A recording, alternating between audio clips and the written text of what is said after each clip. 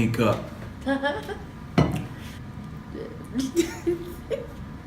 What's up, man? Welcome to the Green Light series. My name is Joshua Eldridge, and this is my beautiful wife, Bianca. Yes. Today, we ain't gonna take too much of your time. We want to make sure that this is helpful, but you ain't sitting through a whole sermon. You know what I'm saying? So that's the heart. The title of this one is "I'm Good Now." This is week 1. Yeah. So we are going to be doing a mini series, which will be 3 weeks long. We'll post one this week, and then She's trying not to promise y'all stuff that we can't deliver. It'll be a 3-week series. Yeah, it'll be a 3-week series, one way or another. So this one's called "I'm Good Now." All right, so I'm good now. I mean, y'all probably wondering what that means. You look at before marriage and you look at during marriage. Say you had certain struggles before marriage. Brothers, you got issues with like your eyes and things that you lust upon. Pornography was a huge area of my life that I just wouldn't give to God. I wouldn't give to my wife even. There were, hiccups before marriage. Yeah. And so you say, I'm getting married now, and you feel like all of these things are going to end.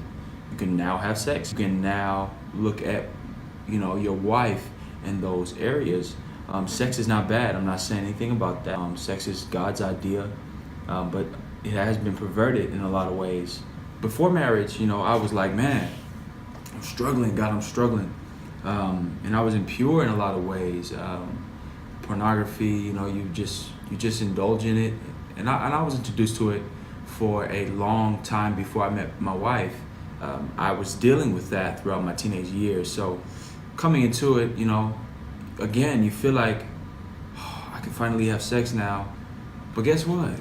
Still there. That mug was still there. Like the temptation was there. And it had nothing to do with the beauty of my wife. It had nothing to do with my love for my wife. It had everything to do with what I was in love with before my wife. Something that I indulged in before my wife. So understanding that you can't, this mug don't just go away. You can't just say, I'm married now. I can have sex now, so I'm good.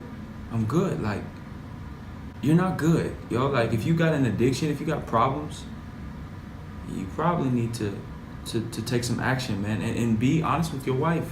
Brothers, I'm being open with you. Be transparent with your wives, because she has to get in the battle with you. If she doesn't get in the battle with you, you will lose.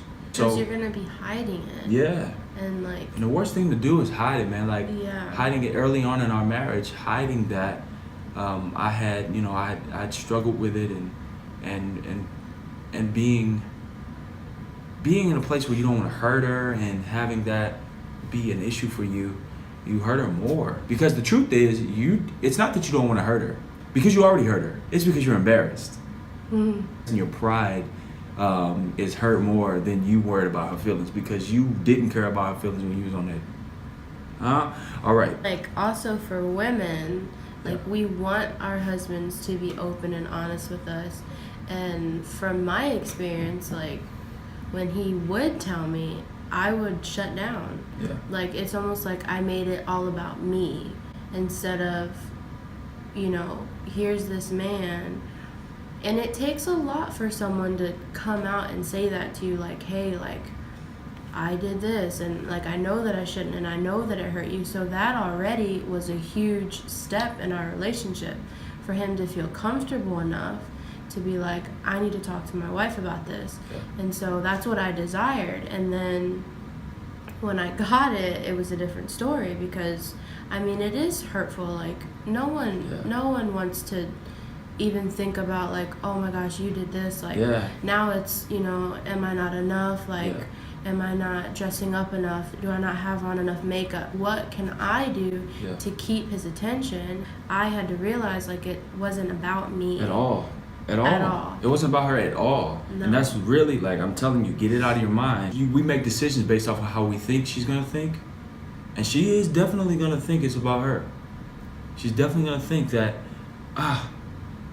I'm doing something wrong. And you need to explain to her that this demon was with you way before her.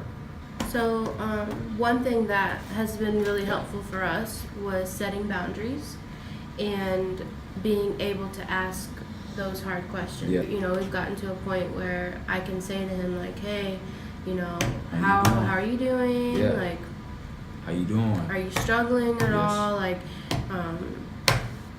how can I help you? She not vague though. You know what I'm saying? Like, she's like, how are you doing with porn?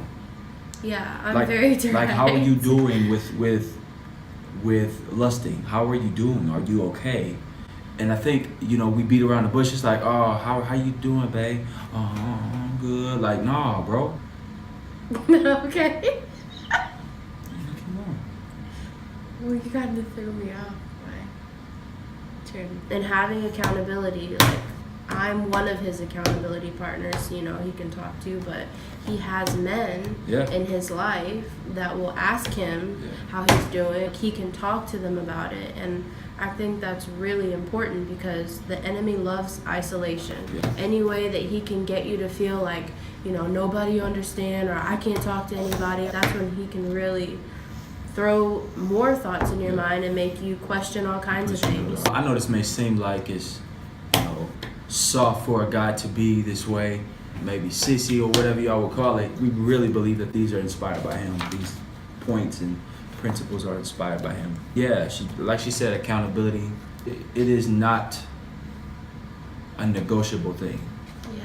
Especially if you want to get out of something. Yep. So, guys. So yeah, man.